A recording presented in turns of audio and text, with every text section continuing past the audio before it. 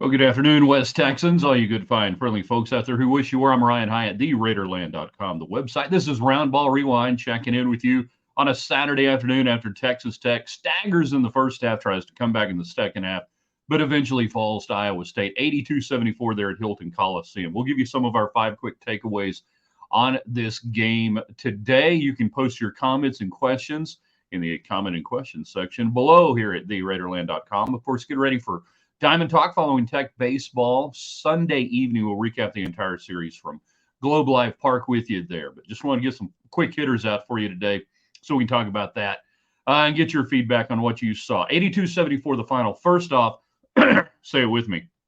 Warren Washington is the MVP of this team. He may not be the best player on the team. He may not be the most talented player on the team, but make no mistake about it. After watching what Tech looks like with him and what Tech looks like without him against quality opponents, he is the most valuable cog out there, still dealing with the foot injury. They announced this morning before the game that he would not be able to go. And we had kind of wondered, it's a tough go at Iowa State with or without Washington. If there's any chance that maybe resting him makes him better going forward, maybe that's the right move. It turns out today it was maybe the only move you can make. But with him out there, the floor spacing is off. You don't attack the rim. You don't do a lot of the things that you normally do. You also don't play near as good defense because you can't overplay on the perimeter without having Washington there to seal it in the lane, to seal it at the rim. So you see the defense look different. You see the ability of the opponents to get the ball inside, and you really don't have any counterpunch on the other side. There's no real threat. Guys are doubled that are not normally doubled. Take your pick on who that was today.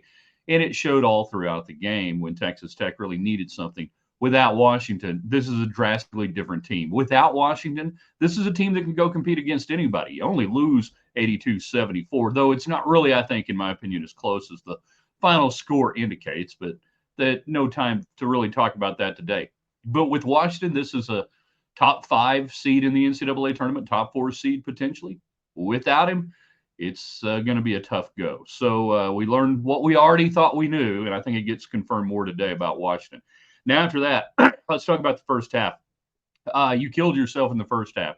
You staggered out of the gate. It was an early start there in Ames. It's a tough place to play anyways, nearly a full Hilton Coliseum. They feel like they're right on top of you when they're there.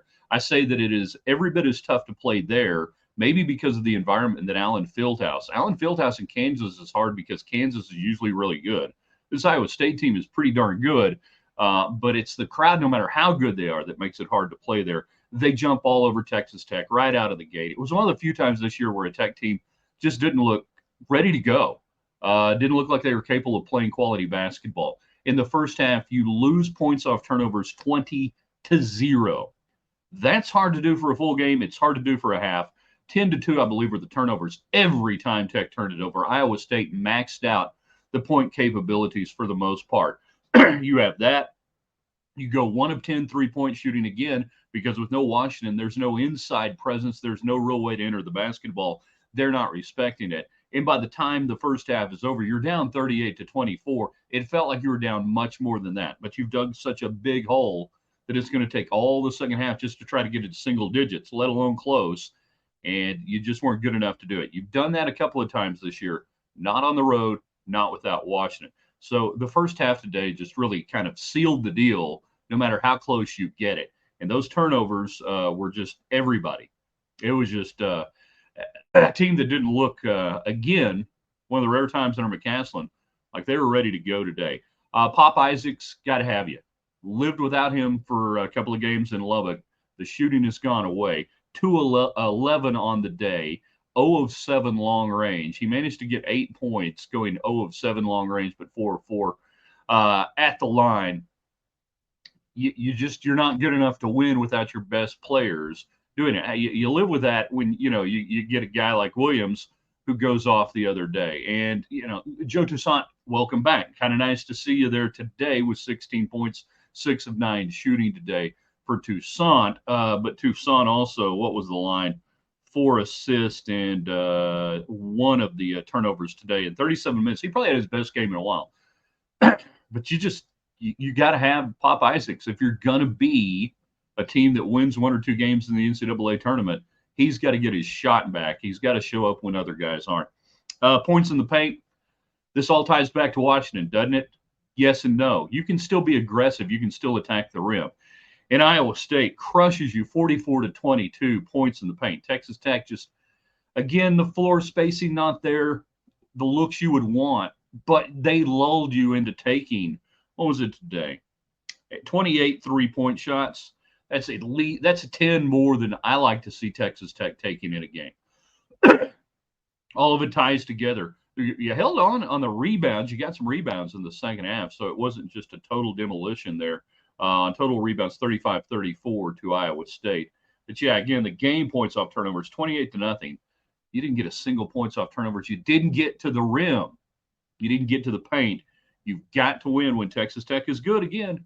They're winning points in the paint. And then finally, all of this said and done, you know what? It really doesn't affect you that much. That's best news to take out of this. By playing on the road in the Big 12, single-digit loss, it's not going to move you off that 6 seed line. I don't think where you started today, a very crowded 6 seed line for hoopshd.com with BYU, Utah State Tech, and Oklahoma all on the 6 line. That's how close this league is. Iowa State started the day on the 3 line along with Baylor. Kansas is on the 2 line, and Houston winning big today over Texas. It's going to move up maybe a 1 spot on the 1 line. Welcome to the Big 12. So the good news, you don't really get hurt that much losing this game. Huge opportunity if you had won, but losing it doesn't kill you that much. But now it does set up where you got to take care of business against people like TCU, at UCF, Texas at home. Those are 3 games you need to win if you want to move up off the 6 line. And then you still have opportunity, Baylor at home, at Oklahoma State, which is checking out on the season. And then what is it? Baylor, or where are we at the end of this thing? West Virginia, and then Baylor at home. Those are winnable games. Probably won't win them all, but those are winnable games.